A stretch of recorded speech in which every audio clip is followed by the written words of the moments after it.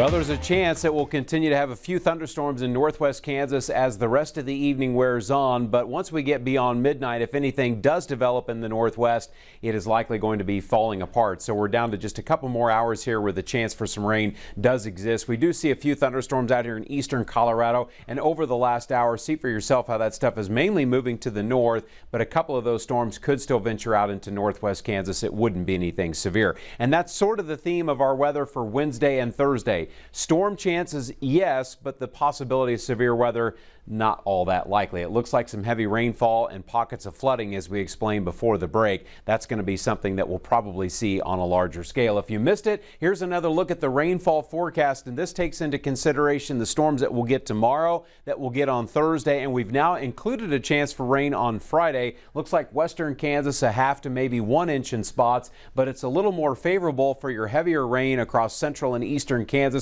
There is a lot of rich humidity, so when these storms start to go up in the coming days, it will turn that high humidity into some pretty efficient rainfall for parts of the state. So watch out for some flooding, mainly on Thursday when we have a little bit more widespread rainfall in the area. Wednesday afternoon, we're warming right back up into the mid-90s, but add in the humidity and the heat index will likely be a little closer to 100 degrees. Our future track does look pretty quiet through the rest of this night, and we'll start the day tomorrow dry. Of course, that doesn't take into account the very high humidity. It's going to be another hot afternoon. The favored area for storms tomorrow evening will be northwest Kansas, but because there is so much humidity around, a pop-up storm for south central Kansas cannot be ruled out, and you see future track picking up on some of those there. But look at the greater concentration of storms out here in western Kansas, and those will be shifting east tomorrow night. So we could get another early morning wake-up call Thursday with storms in central Kansas, and there's some of that heavy rainfall around south central Kansas. That's Thursday morning.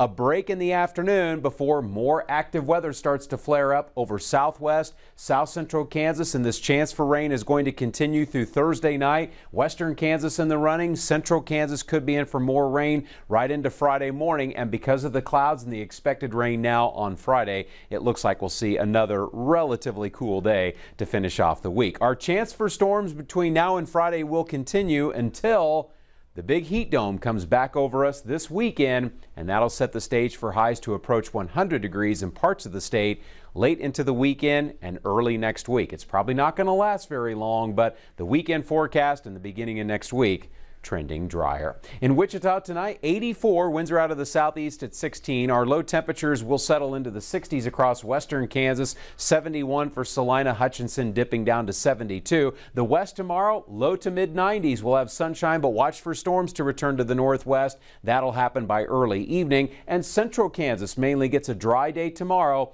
but pop-up storms will become a possibility by early evening. Hutchinson will warm back into the mid-90s, looking at 94 Wichita, 92 in El Dorado. Sunshine for most of the day, but a pop-up storm possible by early evening. On your 10-day forecast, the rain chance continues Thursday and again on Friday. The weekend forecast, we're looking at mid-90s, and that's where it'll stay early next week. More active weather could be coming by Wednesday, Thursday, and Friday, and that will likely cool us back down once again.